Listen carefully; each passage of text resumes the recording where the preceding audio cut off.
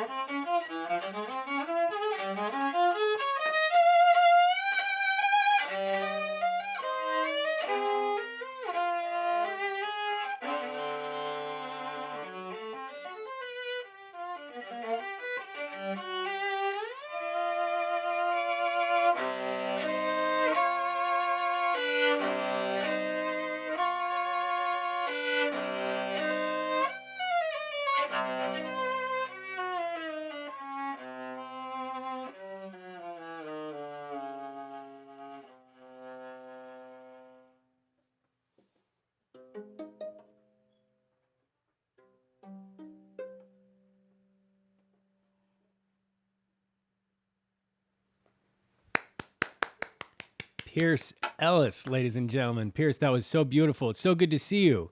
Yeah, it's nice to see you too. Tell everyone what we just heard. Yeah, so that was the 𝘗𝘗𝐿 Capriccio for solo viola.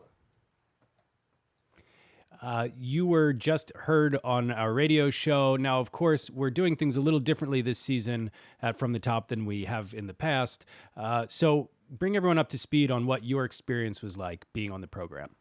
Yeah, so when I first found out, like, you should have seen me, I was jumping up and down in my house. So, but yeah, since then it's kind of wild actually, because I wasn't expecting to have to like do all of this stuff like this virtual, but we make do, and definitely the highlight of my experience has been recording at the actual studio, and I got to meet everyone and playing with you like in person. There's no other experience like playing chamber music in person. So it's been really good, and I couldn't have hoped for anything else. So well, it was a blast getting to work with you in Philadelphia. So for all of you who aren't aware, the way we're doing shows these days is sort of a hybrid between remote sessions and also some in-person work in studios, all following proper, COVID protocols for social distancing and masks.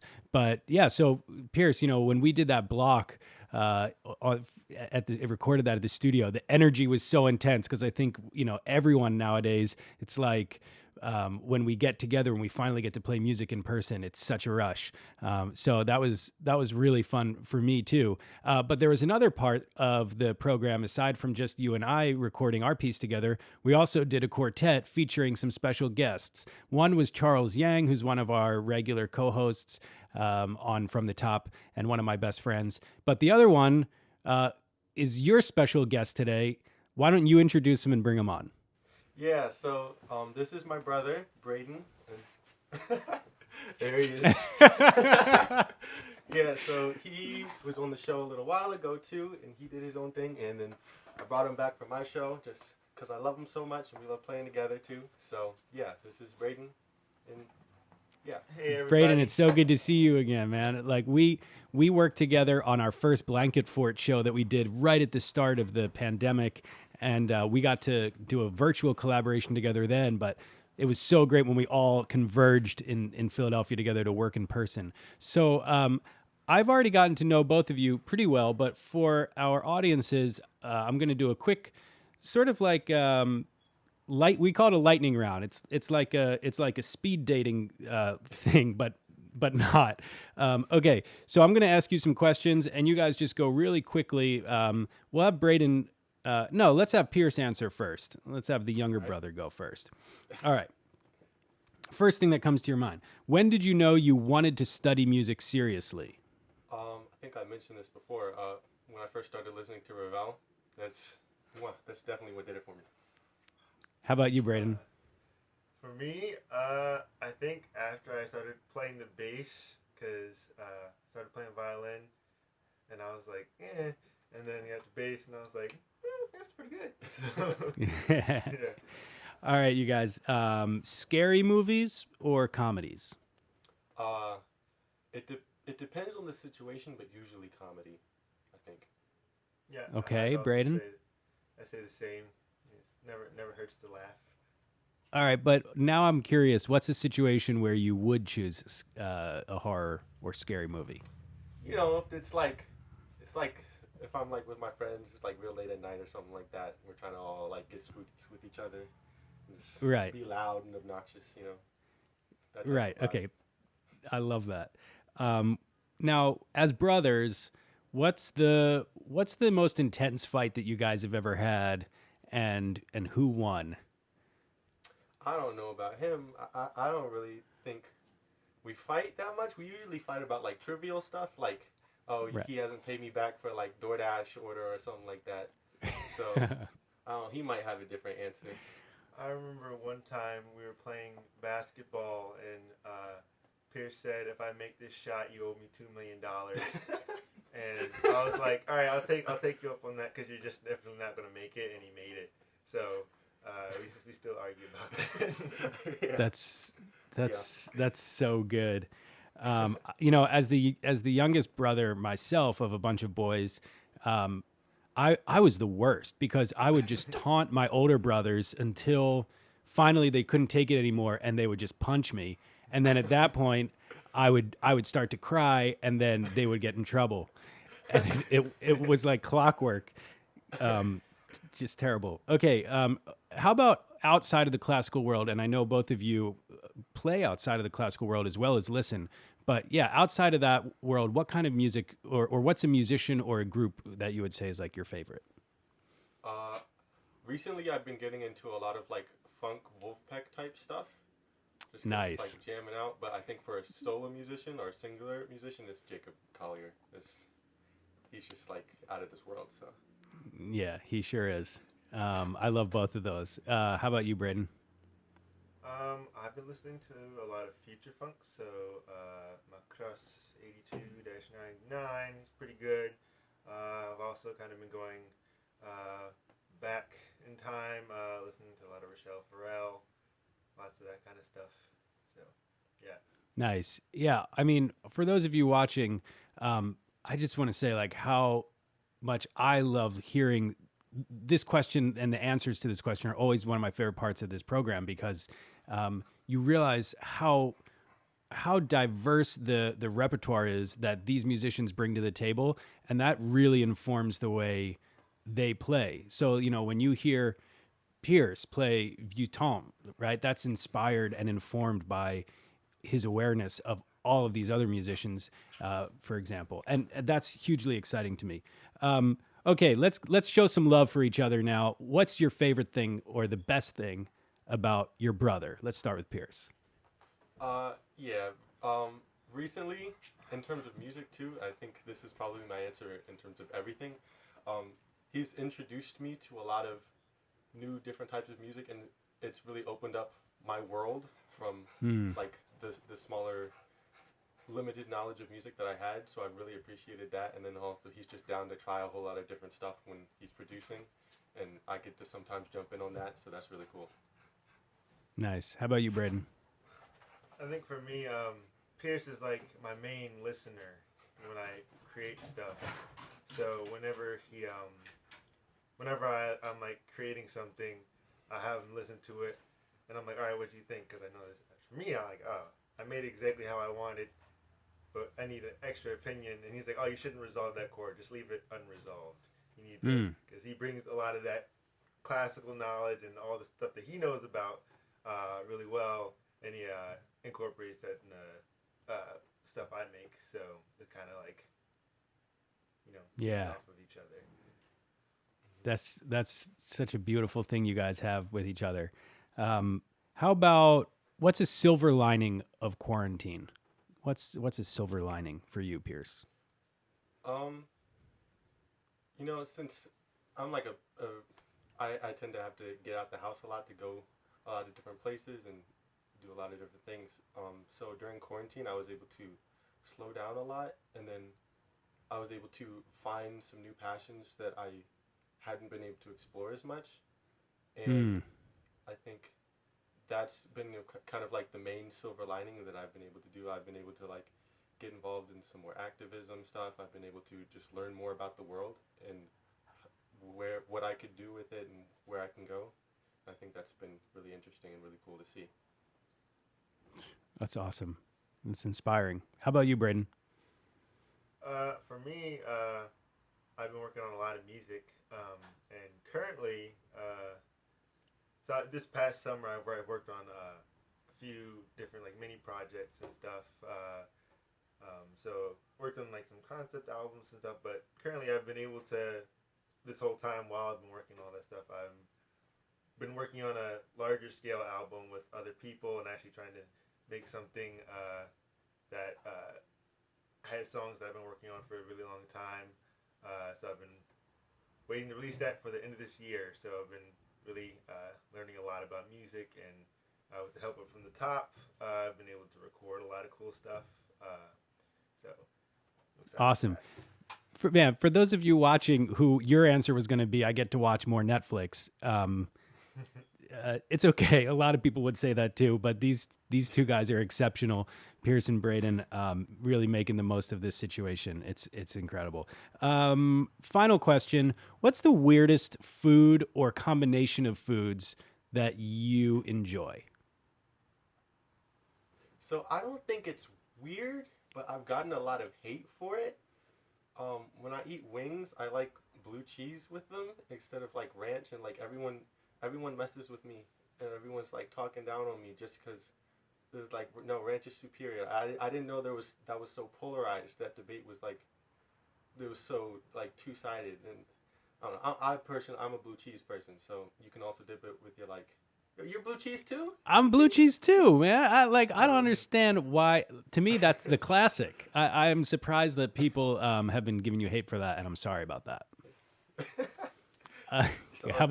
How about you, Braden?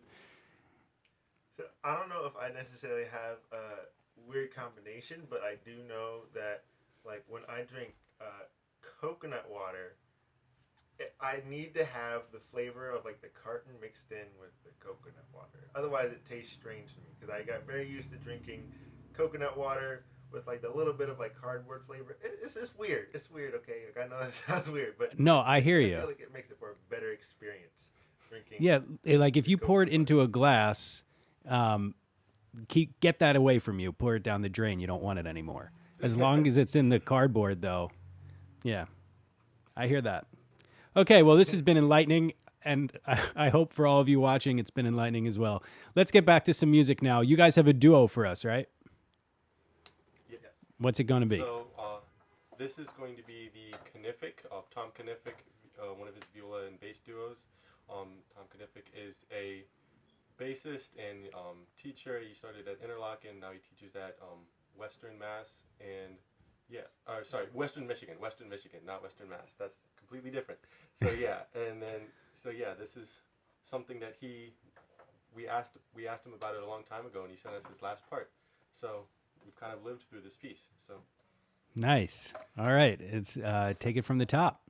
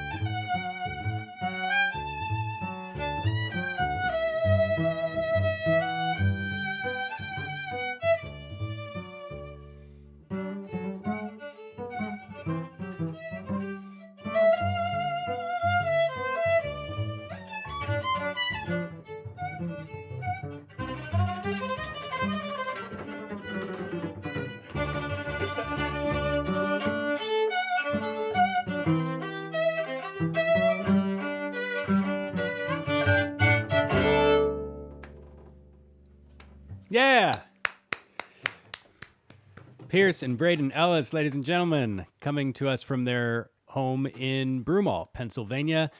17 and 19 years old. That was so much fun, and it's so great to just feel like we're in the room with you guys. You know, that's one of the nice things about these virtual shows is that we get the sort of intimacy of just a private concert, and how lucky are we for that. Speaking of you guys being at home, I hear you have a show and tell.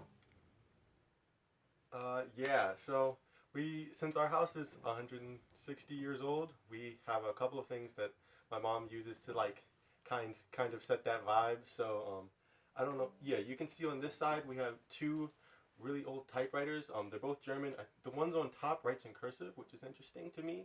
And yeah, they're both like those portable type of typewriters that nowadays we wouldn't consider portable. On my side of the room we have an American one that's more like desktop, and then yeah, I guess we can talk about this. This is one of the paintings from one of my mom's longtime friends, 𝐕, who, when we just moved into this house, we were all like this short, and we made this pose standing on top of one of our coffee tables, and he took a photo of it and drew it to us. So we've had it for a long time, and it has a really special meaning to us. Wow. Are any of these things portable enough that you could bring them like a little closer to the camera? Yes, I can get either the typewriter or the painting. I don't trust myself hanging the photo back up, so I'll bring a typewriter. Okay. I can do the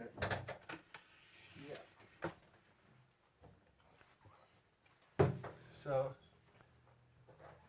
you can see this is a typewriter, and it has all the buttons, everything's working.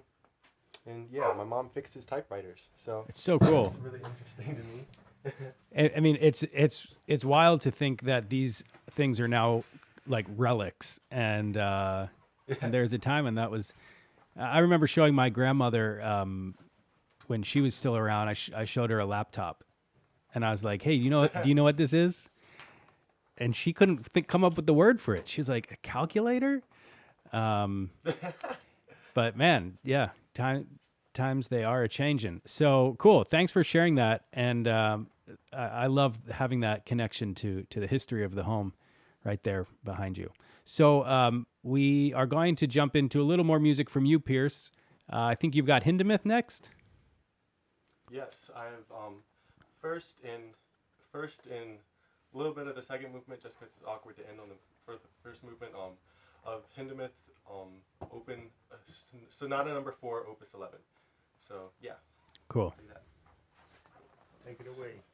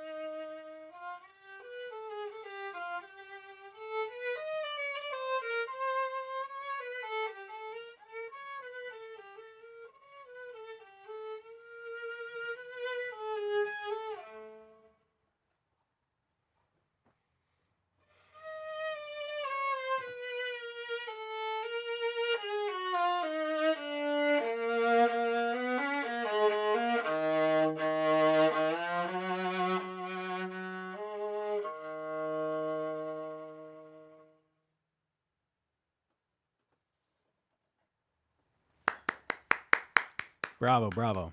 I love that piece so much. I know that's one of your favorites too. So it's great to get to hear you play that. That's Peirce Ellis, ladies and gentlemen. If you're just joining us now, he's 17 years old and he was just featured on our radio program. If you enjoy these programs in general, I hope you'd consider making a donation. There's a link going up now in the chat as to how to do that. We really appreciate your generosity. From the Top is an independent nonprofit, and so the generosity of folks like you is what makes it possible for us to do what we do. So thank you so much for that. And now, you guys, what's next in the program? Well, since you wanted to do a lightning round with us, just now we decided we wanted to do a lightning round with you, if that's all right with you. Oh boy, So I'm quaking in my we have boots. some questions we want to ask you. Okay, So, all right, yeah, okay, yeah, sure, I'm game. all right. So first one, I want to go first for this one. So I know that you're very familiar with both Philadelphia and New York City, and this one's about food. So I wanted to know, which city do you think makes the best food all around? Oof, you know, New York's got everything, but man, Philly is a real foodie's city, and what it comes down to for me is, how do I choose between a cheesesteak and a bagel? And at the end of the day, I got to go with my roots here and say Philadelphia. Good choice. Good choice. All right. So I have a question now. Which do you prefer, like quarantine clothes or like actually going out and about and having to dress up? Hey, I dressed up for this. I mean, you don't know if I'm wearing sweatpants or not, but no, I mean, I sometimes get a little depressed after I've been like wearing sweatpants days after days, and then I go outside, and it feels good to actually, you know, put on a pair of jeans, and I think I missed that a little bit. I think it feels good to try to spruce it up a little bit, which is why I maybe went overboard by putting on a blazer for this.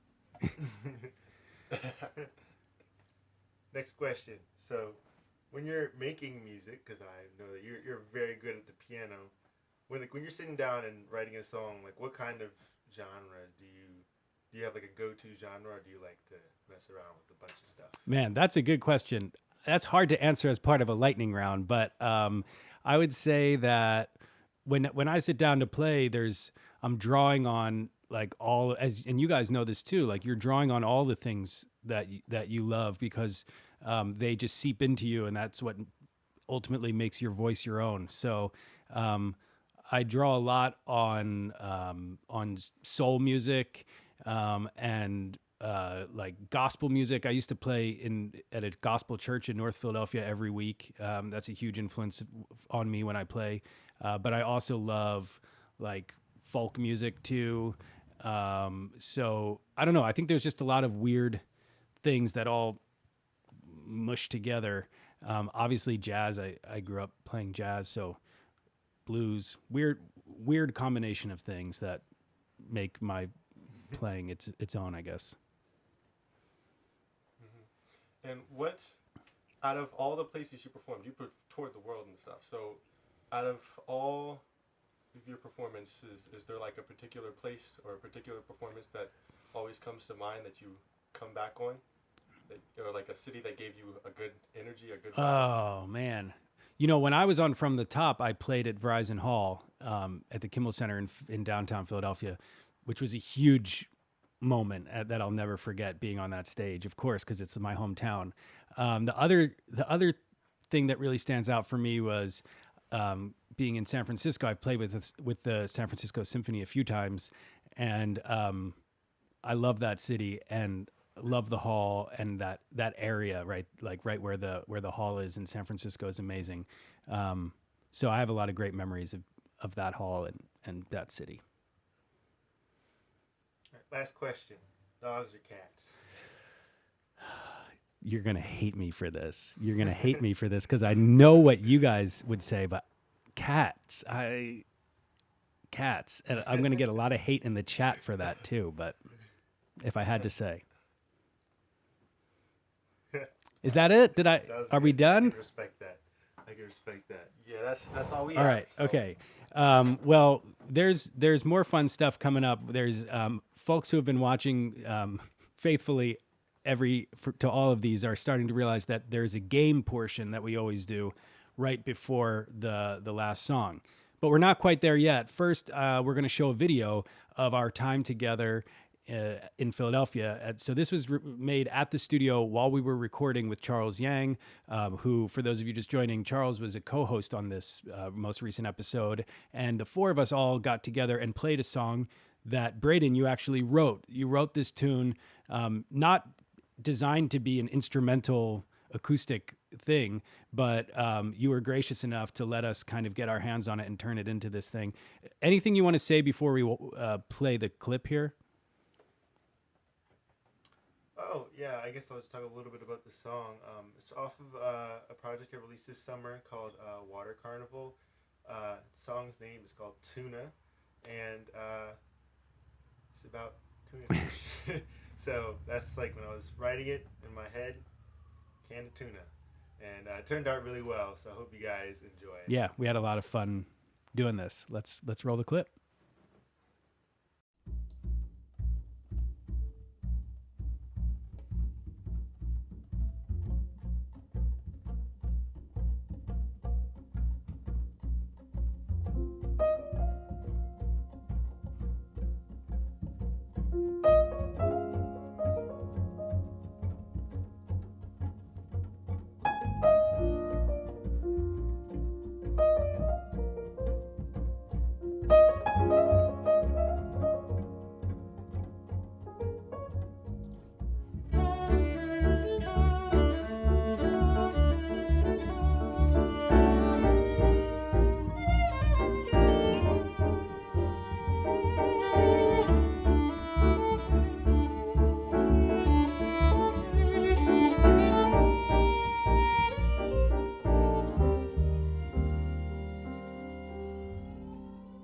Is anyone else craving tuna?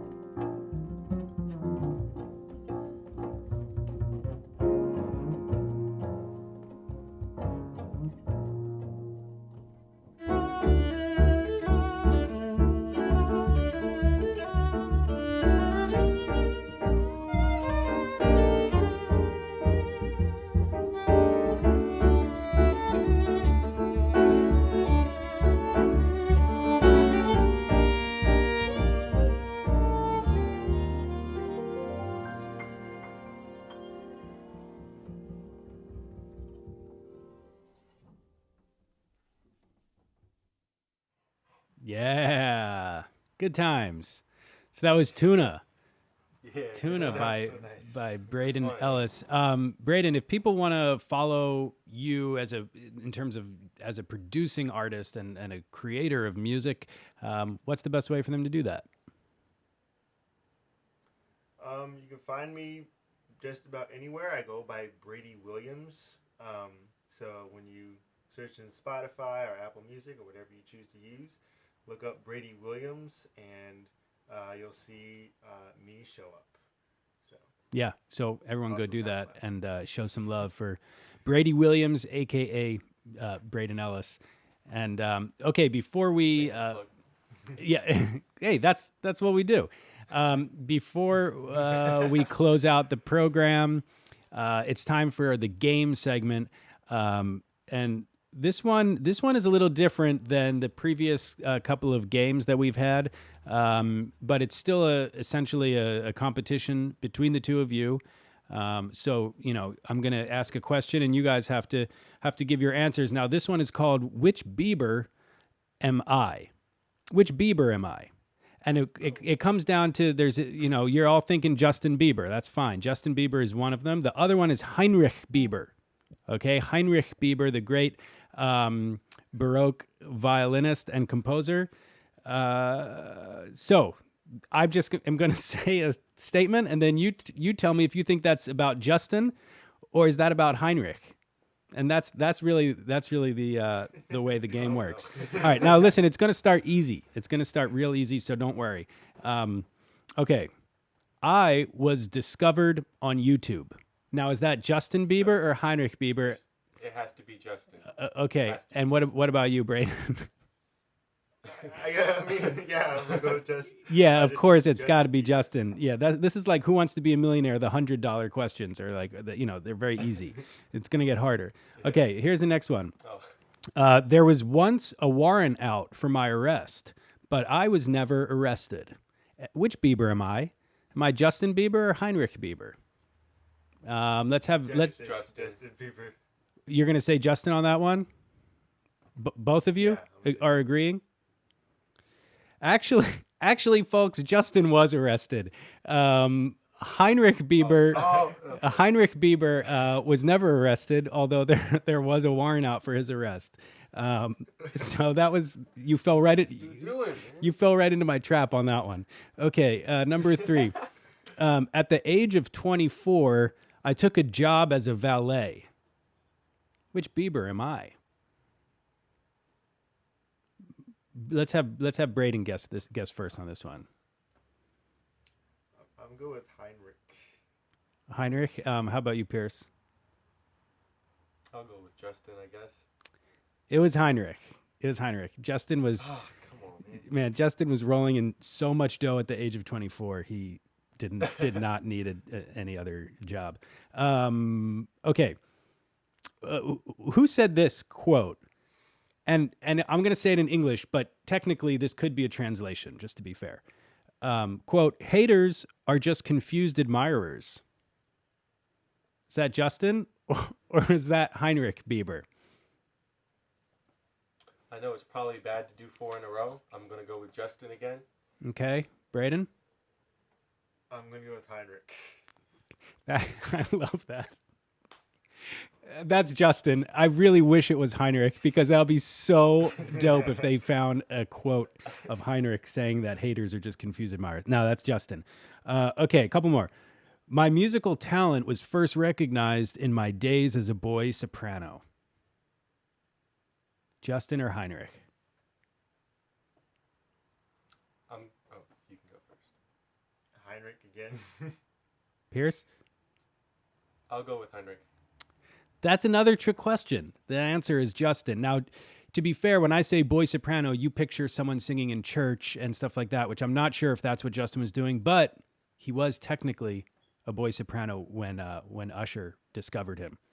His voice hadn't changed yet. And so I just didn't think of him as a soprano. I thought he'd be like alto, some. All right. yeah, that's Take the L. okay. All right. Yeah, that was a trick one. All right, last one. I was once appointed with the title Bieber von Biebern. Bieber von Biebern. I'm gonna go with Justin Bieber for this one.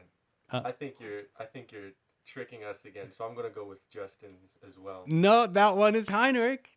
Bieber von Bieber. Man, I got into your guys' head with that one. All right. Well, I hope that you all at home have been playing along. I forgot to encourage you to do that before we started. So, my bad on that. But there is a bonus round. So I want everyone at home to put in their vote for this. I'm going to now play for you a clip or a phrase. And the disclaimer is that I can do anything I want with the style, with the harmonization, but I'm taking a melody. Now, is this melody written by Justin Bieber or Heinrich Bieber? And I do want all of you at home to play along. And it goes like this.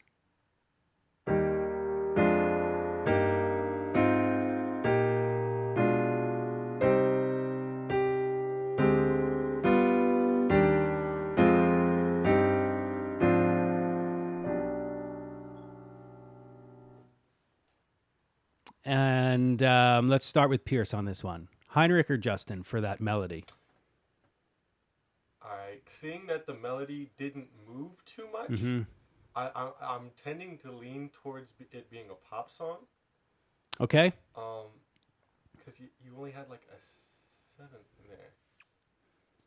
Very clever. So I don't think you're trying to trick me, but I'm probably going to end up regretting this. I'm going with Justin. Justin. Okay. Braden?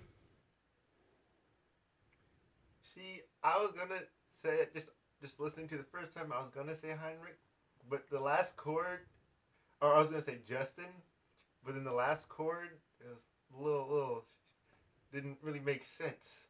So I told you I could do anything I want feel like with the harmonies. I think we're tied right now, so I don't want to lose, so I'm gonna also choose Justin. Okay. And I haven't been keeping track, but the answer is Justin. If you think you know what song it is, put it in the chat, but I'm going to tell you right now. It goes like this. Baby, baby, baby, oh, like baby, baby, baby, ooh. Anyway, that's what they teach us at Juilliard is how to harmonize Justin Bieber songs so that they sound like they're from the Baroque era. Anyway, I hope you've all enjoyed that game segment. Thanks for playing along, and great job, you guys. You did really well, even though there were a few moments when I successfully got to your head. That's the whole point, is to have some fun with it. Okay, we're going to jump into one last song. Before we do that, I have to thank everyone for tuning in and watching. We so appreciate your spending this time with us. And most importantly, a big shout out to Peirce and Braden Ellis, amazing musical brothers coming to us from Broomall. These guys are just teenagers, and yet they play with such sophistication, and such a pleasure to get to hang out with you two. Yeah, you too, man. So tell us what we're going to have to take us out of the program. Yeah, this is Autumn Leaves. Fitting for this time of year. Let's do it. Take it Absolutely. from the top.